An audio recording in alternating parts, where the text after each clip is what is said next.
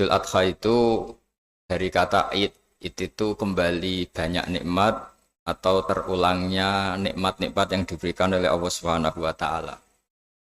Kemudian Al-Adha ini banyak yang mengatakan terkait dengan ibadah penyembelihan kurban disebut Idul Adha atau Idul Kurban.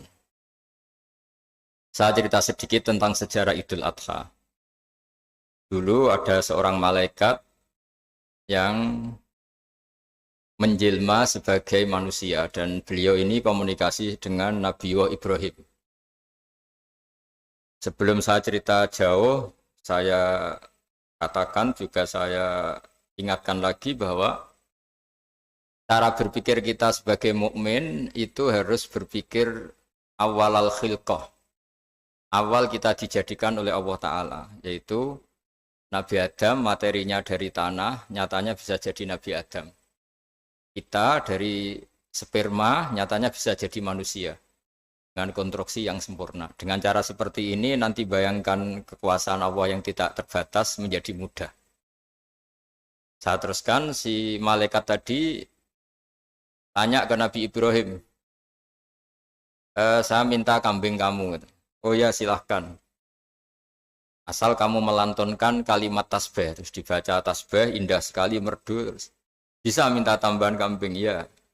Sampai beberapa kali. Demi Allah, ini baru kambing, baru hewan. Andaikan anak saya pun, kalau demi Allah saya kurbankan. Singkat cerita, versi riwayat ini, suatu saat Nabi Ibrahim diuji dengan dimintanya anak untuk dikurbankan. Ketika beliau atas nama seorang bapak agak keberatan, terus diingatkan ulang oleh Allah Ta'ala, janji beliau demi Allah, anak pun saya kurbankan. Walhasil akhirnya beliau melakukan itu.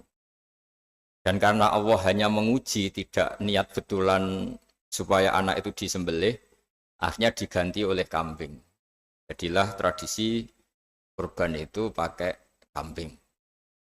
Kemudian secara fikih ada padanan-padanan yang cukup menggantikan kambing, yaitu ada sapi, ada unta, dan seterusnya, dan seterusnya. Yang menarik dari sekian referensi yang saya baca, dan ini harus disosialisasikan lah. Sebagian versi itu adalah bahwa Nabi Ibrahim ketika diangkat di alam malakut, di alam langit sana, itu ketemu Allah, kemudian Allah tanya, Ibrahim, banyak hamba-hambaku yang durhaka, tidak tahu saya sebagai Tuhannya. Terus kata Ibrahim, usul ya Fa'amidhum, bunuh saja ya Allah. Setelah itu tanya lagi, ada yang zina, ada yang koruptor, ada yang pokoknya dosa-dosa yang buruk sekali. Dan di semua itu Nabi Ibrahim usul, mereka hidup di bumi engkau ya Allah, makan rezekimu ya Allah, maka mereka enggak sopan sekali, enggak ngerti engkau. Terus singkat cerita minta itu diadab, siksa. Suatu saat versi referensi ini di kitab Hikam, kalau di kitab saya halaman 15 juz 2, suatu saat Nabi Ibrahim itu diminta sama Allah menyembelih Ismail. Citra ini penting sekali. Setelah disuruh menyembelih Ismail, Nabi Ibrahim komplain. Ya Allah, ini anak saya, samratu fuadi, buah hati saya, kenapa engkau seenaknya minta saya sembelih? Enggak bisa ya Allah, ini samratu fuadi, buah hati saya. Terus kata Allah, orang-orang yang durhaka yang kamu usulkan supaya saya bunuh itu hamba saya menciptakan mereka, dan saya mencintai mereka, karena itu ciptaan saya. Anda enak saja usul saya matikan, saya bunuh. Sekarang ketika Anda usul, saya tidak mikir. Kenapa ketika saya usul kamu mikir? Terus akhirnya Nabi Ibrahim mau oke ya Allah. Setelah itu terus semenjak itu Nabi Ibrahim itu begitu sayang sama hamba-hambanya Allah.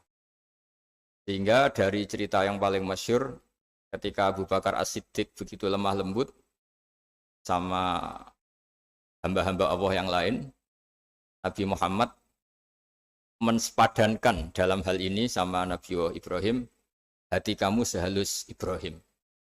Yaitu Nabi Ibrahim, beliau akhir-akhir punya komitmen, faman tabi'ani fa innahu minni wa man asani fa innaka ghafurur rahim. Ya Allah, orang yang ikut sunnahku maka jelas bagian dari saya. Dan yang sedang durhaka, waman asoni, saya harapkan fa innaka ghafurur rahim. Engkau Maha Pengampun, Maha Penyayang. Semenjak itu menjadi sunnatan mutaba'ah bahwa agama ini agama rahmatan lil alamin, bahwa melihat kemungkaran, melihat kebodohan, ketimpangan, itu komitmen kita ini membenahin, bukan menghabisin. Melihat kesalahan, komitmen kita ini in uridu ilal islaha mastata'tu. Komitmen kita ini ingin lebih baik, bukan mengacaukan dunia ini. Semenjak itu terus syariat-syariat Islam disebut anit tabi millata Ibrahim Hanifa, bahwa kita mengikuti millahnya Ibrahim. Sebab itu kemudian setelah ini menjadi sunnatan mutaba'ah, bahkan banyak ulama yang berpendapat ketika Rasulullah SAW Mi'raj, itu dari sekian Nabi Ulul Azmi yang enggak ketemu itu Nabi Nuh. Nabi Nuh alaihissalam, padahal termasuk Nabi Ulul Azmi. Itu banyak yang menganalisis karena Nabi Nuh itu pernah berdoa, Rabbi la tadhar alal ardi minal kafirina dayar. Nabi Nuh adalah Nabi yang pernah cara Jawa maksudno kaumnya, mendoakan buruk sama kaumnya. Dan itu tidak manhaj, tidak metode yang Nabi Muhammad disuruh ikut metode itu. Tapi Nabi disuruh ikut manhaj atau pola sosiologi, pola dakwah atau pola sosial yang harus mengikuti Nabi Ibrahim anit tabi millata Ibrahim Hanifa. Nabi Ibrahim itu orang yang sangat lemah lembut, yang ngendikan faman tabi'ani fa innahu minni wa man asani fa innaka ghafurur rahim. Sebab itu teman-teman yang di Kanada, yang di mana-mana, kita ngikuti status ilmu hakikat. Di ilmu manusia, negara ini milik Kanada, milik Amerika, milik Eropa misalnya, atau milik mana sajalah. Tapi di status ilmu hakikat, semua itu milik Allah. Sehingga di antara ciri khas Islam adalah kalau dulu agama-agama lain harus salat di tempat peribadatan mereka. Islam mengatakan ju'ilat lanal ardu kulluha masjidan. Semua bumi Allah itu masjid, tempat sujud. Sehingga orang Islam fa'enama adrokatu sholat, kamu kapan saja ketemu waktu sholat, ya sholat. Semua bumi Allah itu tempat sujud.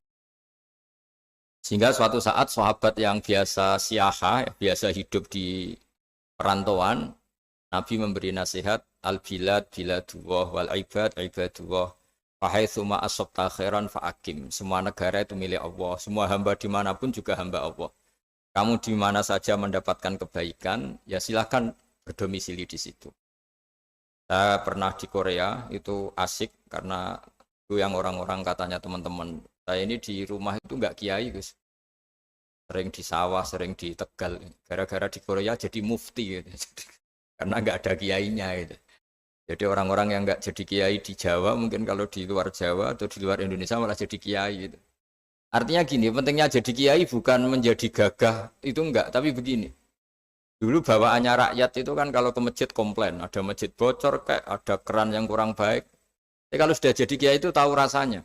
Betapa nata masjid itu susah, ngelola masjid itu susah, nyari imam itu juga susah, melanggengkan jamaah juga susah. Jadi pentingnya jadi kiai itu bukan gagah-gagahan jadi imam, tapi bertanggung jawab atas proses yang berjalan. Jika dulu di antara nasihat bapak saya, bapak itu termasuk orang yang nggak suka sama orang tawadhu, orang yang sopan. Dulu saya juga iskal itu janggal. Kata bapak, wong tawadhu itu apik, orang sopan itu baik. Tapi biasanya itu cara orang menghindari tanggung jawab. Disuruh jadi kiai nggak mau. Tapi kalau ada kiai salah komplain itu. Disuruh jadi menteri nggak mau, kalau ada menteri salah komplain itu. Disuruh jadi apa nggak mau. Kesannya tawadhu, tapi sebenarnya hanya menghindari tanggung jawab. Disuruh pidato nggak mau, disuruh jadi MC nggak mau. Tapi kalau ada orang salah komplain itu. Jika kata bapak tawadhu itu baik, asal tawadhu betul. Gitu. Tapi kebanyakan nggak, tawadhu itu menghindari tanggung jawab sambil cari salahnya orang lain. Nah ini yang tawadhu yang akhirnya kurang baik. Nah teruskan, jadi Nabi Ibrahim ini panutan yang luar biasa. Beliau adalah orang yang alami sekian proses sosial yang akhirnya diakui sebagai Khalilur Rahman, orang yang sangat dicintai Allah Ta'ala. Di antara sebab dicintainya Nabi Ibrahim adalah seperti yang dialami Nabi Adam. Nabi Adam ketika turun di bumi, itu keresahan pertama itu bukan karena kurang makanan atau kurang minuman, itu enggak. Beliau turun di bumi, mendapati bangsa yang lain, kalau dalam kitab disebut Banul Jan. Itu dia janggalnya Masya Allah. Ini orang makhluk-makhluk ini kok tidak kenal sama Allah yang menciptakannya. Kan aneh ya kalau kita hidup di Kanada terus nggak tahu PM-nya siapa, Perdana Menterinya siapa, kita hidup di Indonesia nggak tahu presidennya siapa. Itu kan aneh. Kita hidup di kampung nggak ngerti lurahnya siapa aja aneh. Ini hidup di buminya Allah kok nggak tahu Allah itu siapa. Nggak pernah menyebut Allah. Padahal harusnya yang paling dikenal pertama itu ya zat yang menciptakan kita, menciptakan langit bumi dan sebagainya. Sehingga beliau itu gerutu itu komplain.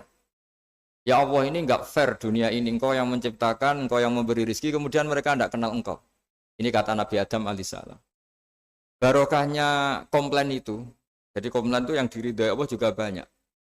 Akhirnya Allah meridhoi Nabi Adam, dosa-dosanya, salahnya itu diampuni. Ya ukuran seorang Nabi, beliau dianggap salah itu diampuni, karena keresahan beliau itu takut Allah enggak dikenal. Nah, masjid yang di Kanada, di Montreal juga ketakutan kita ini jangan sampai orang Islam tidak punya tempat ibadah. Meskipun setelah punya tempat ibadah, ketakutan kita jangan-jangan ibadahnya tidak sesuai sunnah Rasul. Setelah sesuai sunnah Rasul kita takut lagi, jangan-jangan memaksa sesuai tapi karena ingin benar. Dan setelah ingin benar, takutnya secara tasawuf ngimani kebenaran itu. Bukan ngimani rahmatnya Allah, tapi ngimani kebenaran itu. Asalnya jadi ujub. Ujub itu bangga amal diterima karena kebaikannya, bukan karena fadlnya Allah, karena anugerah. Nah ketakutan-ketakutan ini khas orang soleh. Orang soleh itu kalau nggak sholat takut. Setelah sholat takut nggak sesuai syarat rukun. Setelah sesuai semua takut iktimat alal amal. Membanggakan kebenaran. Tapi bukan membanggakan luasnya rahmatnya Allah Ta'ala. Sehingga di luar ilmu fikih ada ilmu namanya ilmu tasawuf. Ilmu yang mengelola hati. Jadi ibarat orang itu kalau yang paling masyhur dalam cerita-cerita orang sufi. Ada orang sudah masuk surga karena tidak pernah dosa sama sekali. Ini cerita-cerita yang melegenda di dunia tasawuf. Tanya Allah, kenapa kamu masuk surga? Karena saya taat terus ya Allah, nggak pernah maksiat sama engkau. Berapa lama kamu hidup di dunia? 80 tahun. Ya sudah, karena taat kamu 80 tahun, ya surga kamu 80 tahun. Ya komplain, ya Allah katanya surga selamanya. Kenapa ini hanya 80 tahun? Yang selamanya itu rahmat saya. Kalau amal kamu kan terbatas 80 tahun, maka balasannya hanya 80 tahun.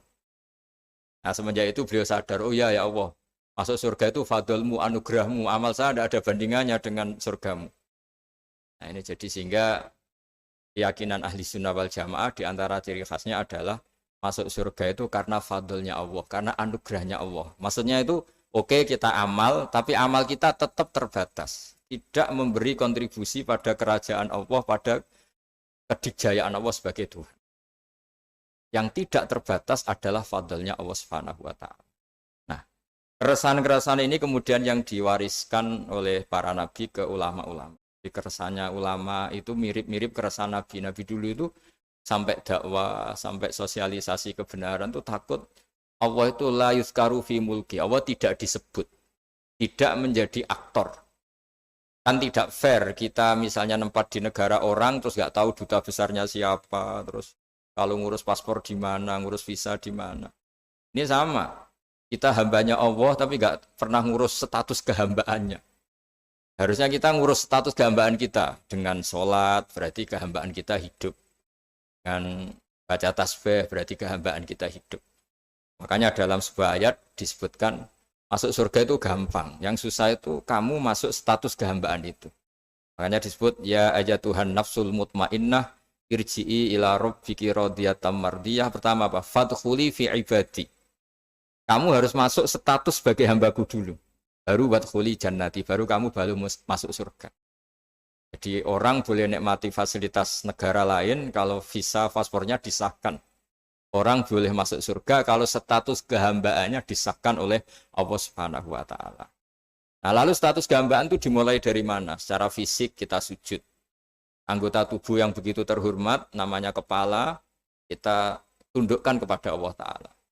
Hati kita, akal kita yang ingin menguasai dunia misalnya, ambisi itu kita kalahkan untuk hanya tunduk kepada aturan-aturan Allah Subhanahu wa Ta'ala. Kekhawatiran kita akan menghadapi alam akhirat, nah ini yang penting. Nanti setelah kita mati kayak apa, jadi debu, jadi tanah, lalu bangkit kita gimana? Sebagaimana mukadimah saya, ingatlah an-nas'atil ula. Ingatlah penciptaan pertama, bahwa Allah punya reputasi menciptakan Nabi Adam dari tanah, dan di tubuh Nabi Adam itu tersimpan calon generasi berikutnya ila yaumil qiyamah. Kayak apa susahnya bikin Nabi Adam kalau andikan kita boleh berpikir. Bikin satu master manusia yang akan melahirkan manusia seluruh dunia. Ibaratnya chipnya itu sudah ada di punggung Nabi Adam. Dan itu materinya dari tanah. Dengan berpikir gitu, maka ketika kita meninggal, sudah jadi tanah, kembali lagi jadi manusia adalah hal yang mudah. Karena Allah punya reputasi menciptakan manusia super, yaitu Nabi Adam dari tanah. Jika setiap kali kita iskal janggal terhadap kekuasaan Allah, kata Allah Ta'ala, Qul yuhihal ladzi ansha'aha awwala marrah. Kalau kamu janggal terhadap kemampuan saya, kemampuan kami menghidupkan tulang belulang yang sudah rapuh, sudah hancur, maka ingatlah reputasi saya, kata Allah, reputasi kami menciptakan Adam dari tanah. Ya, para nabi itu, ini semoga teman-teman yang di Kanaja masih ingat betul iman yang dilatih para guru kita di Jawa, di Indonesia. Para nabi itu saking imannya sama Allah, itu tidak ada, sampai kasarnya itu nggak tahu bedanya antara hal itu masuk akal maupun tidak. Saya beri contoh begini, kalau dalam ilmu tauhid, dan ini harus kita latih terus sampai ketemu Allah Ta'ala. Ketika telur jadi ayam, itu sebetulnya itu kita juga tidak ikut mampu bikin telur jadi ayam. Tapi berhubung sering terjadi, kita bilang telur jadi ayam itu mungkin. Mungkin itu ya mungkin sering terjadi. Padahal sering terjadi ini juga tidak yang jenis kita ikut berkontribusi. Lalu ketika sering terjadi ini kita bilang itu mungkin. Padahal saat kita bilang mungkin, juga hakikatnya kita tidak ikut menciptakan telur menjadi ayam. Lalu karena seringnya telur jadi ayam, kita bilang telur jadi ayam itu mungkin. Mungkin itu nggak muhal. Begitu juga bebijian, nanti jadi pohon besar yang rindang, yang berbuah, kita katakan mungkin. Kenapa kita katakan mungkin? Karena itu sering terjadi. Oh, kita pun tidak ikut menciptakan biji jadi pohon besar, telur jadi ayam. Artinya apa? Zaman sesuatu itu sering terjadi, kita pun sebetulnya tidak pernah ikut menciptakan.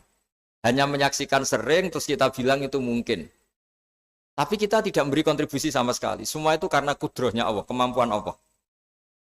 Lalu ketika ada orang yang bilang, batu ini bisa melahirkan onta. Kita bilang mohal, batu itu tidak mungkin melahirkan onta. Tapi kalau seorang nabi itu nggak tahu bedanya antara batu melahirkan onta dengan indukan onta melahirkan onta. Karena nabi-nabi itu makomnya sudah sangat tinggi. Ketika onta induk melahirkan onta juga tidak atas kemampuan onta induk. Onta induk tidak punya kemampuan menciptakan onta. Juga karena kudrohnya Allah Ta'ala. Sehingga kalau batu mengeluarkan onta juga mungkin kalau Allah menghendaki. Hingga ketika Nabi Soleh diminta kaumnya, apa bukti engkau Nabi? Tunjukkan ayat kalau engkau Nabi. Yang kamu minta apa? Seekor onta keluar dari batu besar ini. Nabi Soleh dengan entengnya berdoa sama Allah dan keluarlah onta keluar dari batu. Nah itu makom yang paling tinggi. Makom paling tinggi itu kita mendudukkan Allah sebagai zat yang tidak terbatas kudrohnya. Hingga para nabi itu terus punya mukjizat. Nah, mukjizat itu untuk mengingatkan ulang bahwa Allah itu tidak terbatas kemampuannya. Bagaimana unta keluar dari batu besar zaman Nabi Soleh, zaman Nabi Muhammad air keluar dari jemarinya Rasulullah SAW, Nabi Ibrahim dibakar tidak mempan, tetap sehat, tetap bugar. Karena semua ini sebagai bukti bahwa kudrohnya Allah tidak terbatas.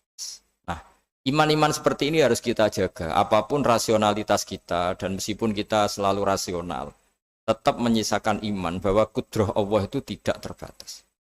Sehingga ketika ada cerita kematian orang soleh itu ditangisi langit dan bumi, kita tidak usah iskal, tidak usah janggal. Masa bumi bisa menangis? Karena kita yang sekarang bisa nangis adalah materinya dari tanah. Materinya dari bumi. Terus iman ini kita jaga sehingga kalau kita yasinan, masih ingat, Allah kalau mengingatkan kudrohnya yang tidak terbatas, manusia disuruh ingat, Qul yuhyihal ladzi ansha'aha awwala marrah. Kamu harus ingat bahwa Allah itu yang menghidupkan kamu menghidupkan semuanya ketika kamu belum menjadi seperti ini. Jadi intinya itu kita ingat meskipun telur itu lazim jadi ayam, tetap tidak karena kudrohnya ayam itu, tapi karena kudrohnya Allah.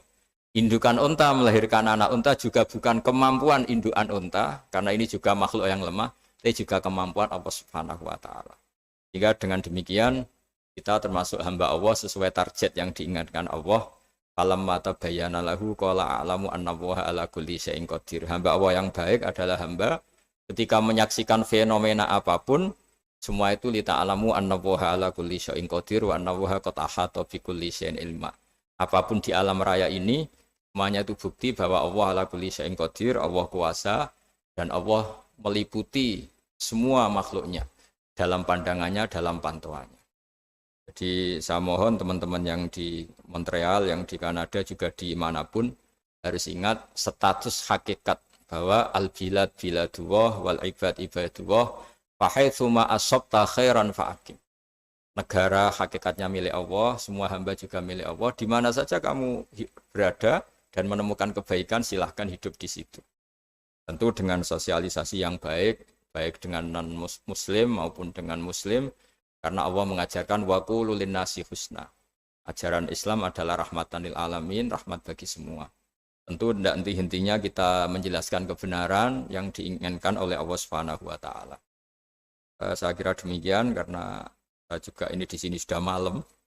Jadi saya mohon maaf mungkin tidak bisa ikuti tanya jawab karena di sini sudah malam, apalagi tadi habis takziah saya karena ya ada mas saya yang sudah sepuh sekali wafat, terus tadi barusan datang, jadi mohon maaf tidak mengikuti acara mulai pertama.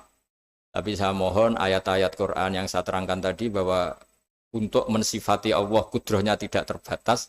Ingatlah bahwa kita yang secerdas ini, yang sehebat ini, kita semua manusia yang cerdas begini, matanya bisa melihat, hatinya bisa merenung, otaknya bisa berpikir cerdas, itu dari materi tanah. Dan Allah mampu. Allah bisa bikin orang miliatan gini dari satu orang manusia namanya Nabi Adam. Kayak apa susahnya bikin konstruksi Nabi Adam kalau boleh dibahasakan. Dan itu Allah punya reputasi mampu. Dengan cara seperti itu kita akan gampang iman bahwa kita setelah meninggal dan menjadi tanah, ya sama seperti kita masih hidup. Zaman kita hidup ya tidak tahu cara kerja jantung kita, nafas kita, uratnya gimana, terus sistem tubuh. Meskipun ilmu medis ngerti mengurai itu, tapi tetap saja hanya ngerti, tidak menciptakan. Yang menggerakkan jantung organ tubuh kita tetap Allah Subhanahu wa Ta'ala. Dia yang Al-Fa'ilul Mukhtar, dia yang semuanya mengendalikan kita. Artinya zaman kita hidup pun sebenarnya kita yang tidak mengendalikan kita. Nafas kita ya dalam kendali Allah, ikhtiar kita dalam kendali Allah. Sama setelah kita mati juga dalam kendali Allah. Ya guru-guru kita semuanya melatih inna sholati wa nusuki wa mahyaya wa mamati lillahi rabbil alamin. Hakikat ibadah kita, hakikat hidup kita, hakikat mati kita, semuanya tidak dalam kendali kita. Semua itu dalam kendali Allah Ta'ala. Dengan demikian terus kita insya Allah ingin jadi hambanya dulu. Baru setelah jadi hambanya, baru sah menjadi ahli penghuni surganya. Wadkhuli fi ibadi, baru wadkhuli jannati. Masuklah berstatus sebagai hambaku, baru engkau, kalian semua layak menjadi penghuni surgaku. Mohon maaf atas semua kesalahan. Billahi taufik. Wassalamualaikum warahmatullahi wabarakatuh.